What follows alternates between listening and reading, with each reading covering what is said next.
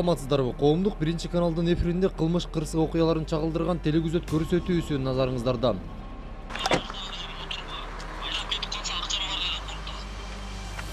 Пиво или водка? Пиво. Что ты взял, что я тебя снимаю? А кого ты снимаешь? А кого ты снимаешь? Вон я с инспекторов. Ты за мной тогда со вспышкой не ходи.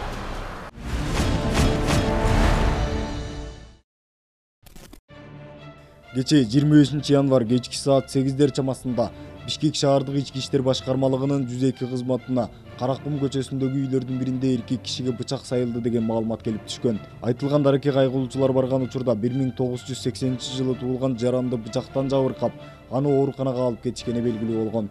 Кайгылуу кызматкерлери кылмыштын изи суу электе шектүү катары 1959-жылы туулган Айымды кармашты. Кылмышка шектүүделген 1-май райондук ички иштер бөлүмүнүн тергөө кызматына өткөрүп берилди. Бул факт жазык кодексинин 130-беренеси адам өлтүрүү боюнча сотко чейинки өндүрүш иши башталды.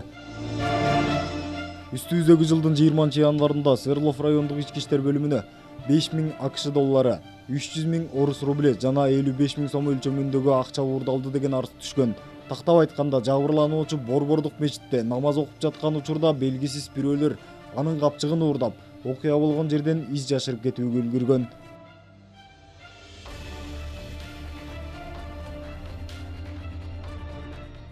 Бул факты боюнча азыркы тапта сотко чейинки өндүрүш иши ачылып, тергөө амалдары жүрүүдө.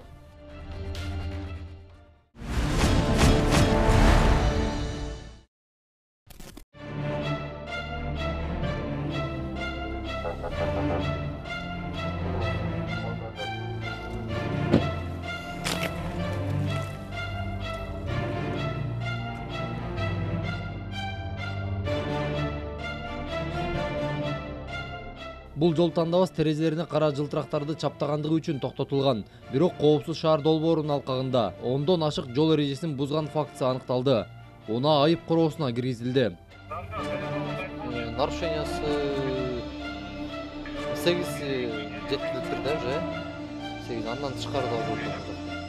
8 9 10 12. Безопасный группа 12.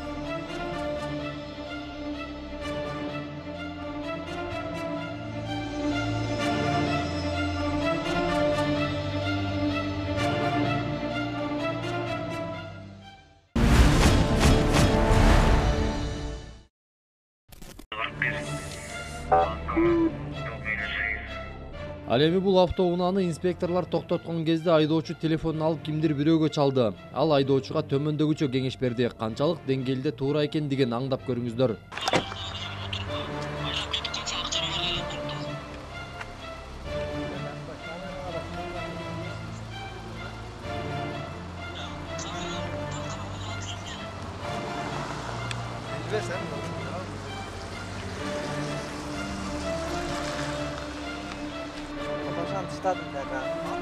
Катран баякта дос. Адам максат адашпайсыз. Максат. Ой, бияка адашпайсыз. Сиз мындай унутуп калбайсызбы иштекен? Жок, Максатбек кеме. Чайнес болбойбу сизде? Катран деген кайсы жакта? Жок, Катран. Ошо каякта? Эликте. Мен эртең келесиң чакырыңыз.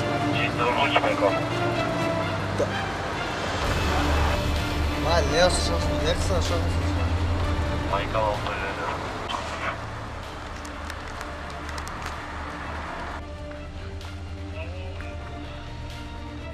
Айдоочунун жанында документтер жайында болбогондугуна байланыштуу. Она айып короосуна киргизилди.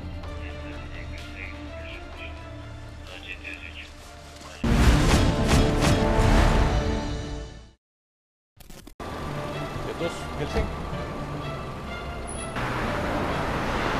Дос. Чё, текшербейсиңер? Жок, мен түшүндүм. Анан вы не лезьте тогда. Отура берледи жаным.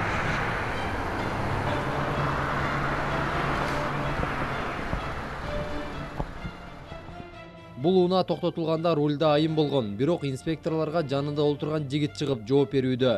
Мыйзам боюнча жүргүнчү инспектор менен айдоочунун ишине аралашпоосу керек. Бирок бул жигит сот кызматкери экендигин белгилөө менен кызматкерлерди жөн гана кое берүүнү өтүндү.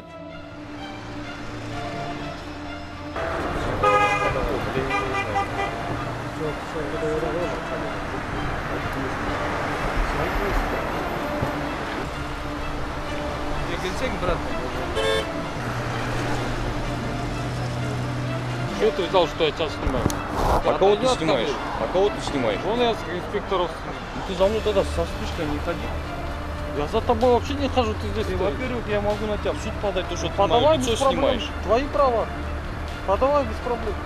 Ты нормально разговаривай, ладно, я с тобой на будьте любезны разговариваю. Когда ты на будьте Это любезны во-первых. разговариваешь?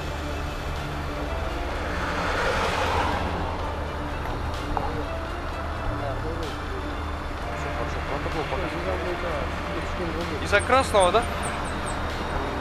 Вон у них спрашивают. Вот ты меня не снимай.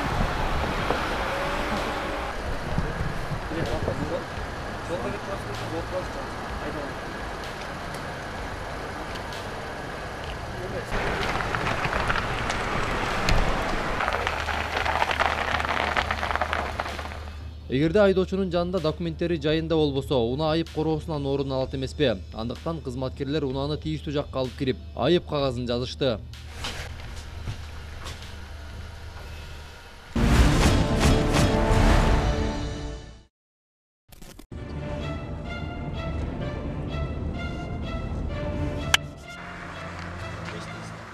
Чуть-чуть. Что пил? Пиво или водка? Пиво. Пиво пить. Меня айдап жүрөсүң машина. Тяну отур. На пассажирский сек.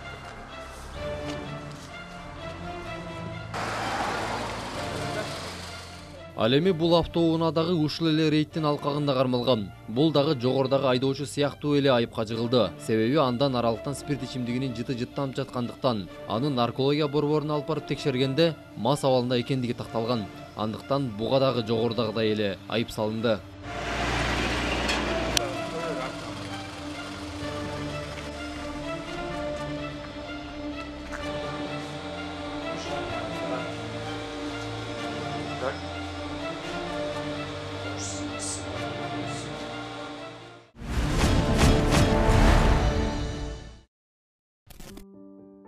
Беш жаштагы кичинекей мекендешибиз Бегалиева Диана бүгүнкү тапта калың журттун жардамына муктаж болууда. Анткени анын баш мээсиндеги шишик күн санап өсүүдө. Андыктан ага тез арада чет мамлекеттен олуттуу операция жасоо сунушталды. Бирок бул үчүн 15 000 АКШ доллары талап кылынууда. Диананын ден соолугуна кайдыгер карабай, жардамга кол суна турган жарандар болсо экрандагы даректер аркылуу байланышып, көмөк көрсөтүүңүздөрдү өтүнөбүз.